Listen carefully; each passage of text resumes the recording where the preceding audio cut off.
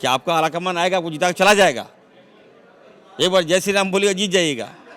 हमारा क्या होगा? हमसे जनता हिसाब पूछती है कि विधायक आप क्या कर रहे हैं इरफान अंसारी जी? 24 घंटा विधायक जनता को हिसाब दीजिए। काम करना पड़ता है, रात भर जगना पड़ता है, क्वेश्चन डालते हैं। भाजपा की तरह नहीं है जो मोटा मोटा गद्दा में सोइए, जनता का परवाह मत कीजिए। आज भी भाजपा के लोग, अभी वो लोग किसी गांव में जाते हैं, किसी अल्पसंख्यक को छेड़ते हैं और ऊपर ही उल्टे उस पर केस भी करवा रहे हैं। अल्पसंख्यक पर ध्यान नहीं दिया गया 18 साल।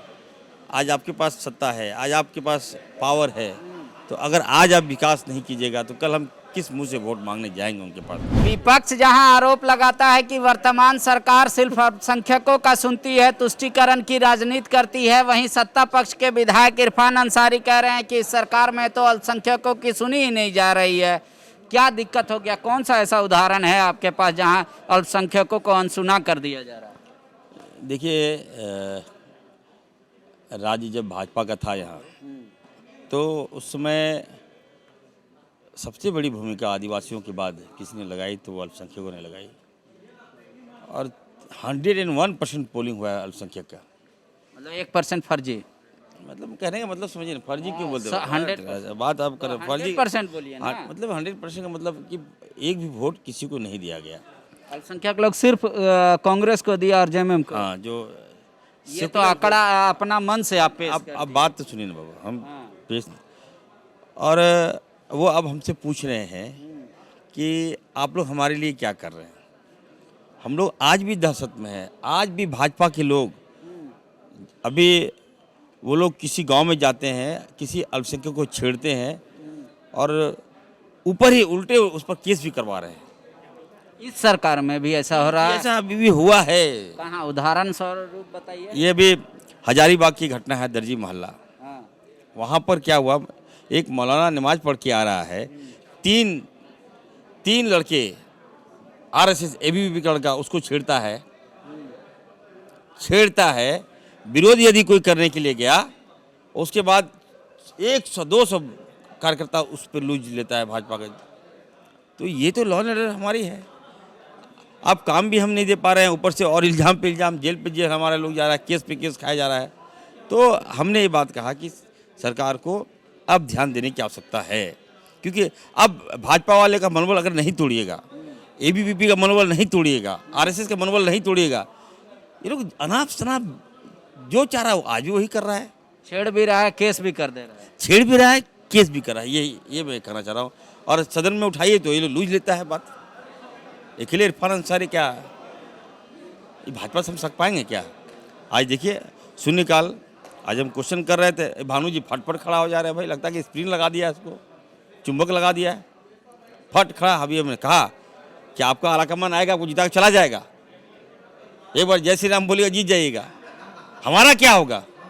हमसे जनता हिसाब पूछती है कि विधायक आप क्या कर रहे हैं इरफान अंसारी जी? 24 घंटा विधायक जनता को हिसाब दीजिए। काम करना पड़ता है, रात भर जगना पड़ता है, क्वेश्चन डालते हैं। भाजपा की तरह नहीं है जो मोटा मोटा गद्दा में सोइए, जनता का परवाह मत कीजिए। चिंता हमें है जनता का। इसलिए मैंने कहा है कि भाजपा वाले से मैं कहना चाहता हूँ, आप लोग कम से कम जनता के प्रति संवेदनशील बनिए। आप झूठ बोल रहे हैं या फिर मतलब इस ऐसे ही भाजपा पे आरोप लगाना था तो अल्पसंख्यक का बहाना ले लिया? बाबा देखिए, मैं ये पूछना चाहता हूँ, क्या मीडिया क्या भाजपा के सपोर्ट करती है क्या यहाँ? आपको तो हमारा भी बात पक्ष सुनना चाहिए।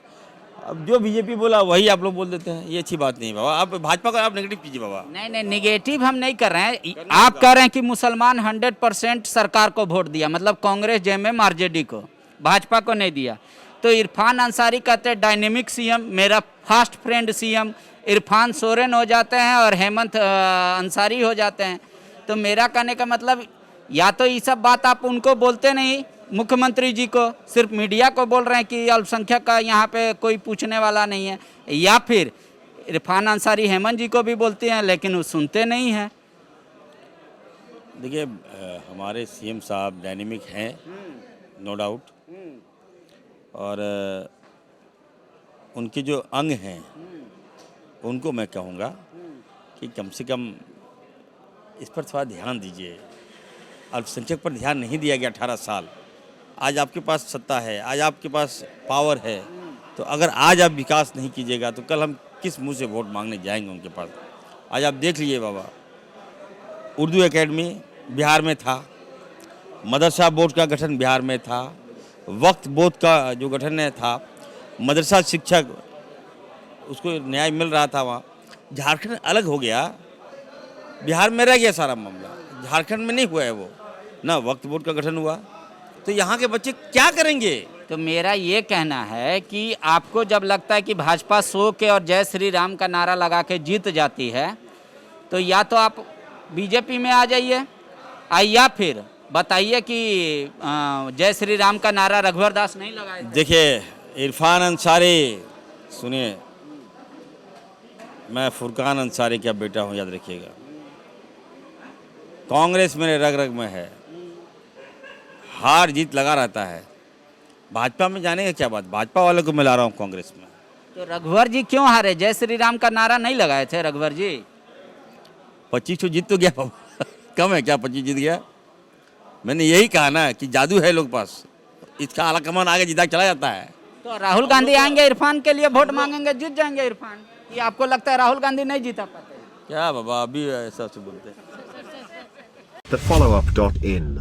Like, share, and subscribe. www.thefollowup.in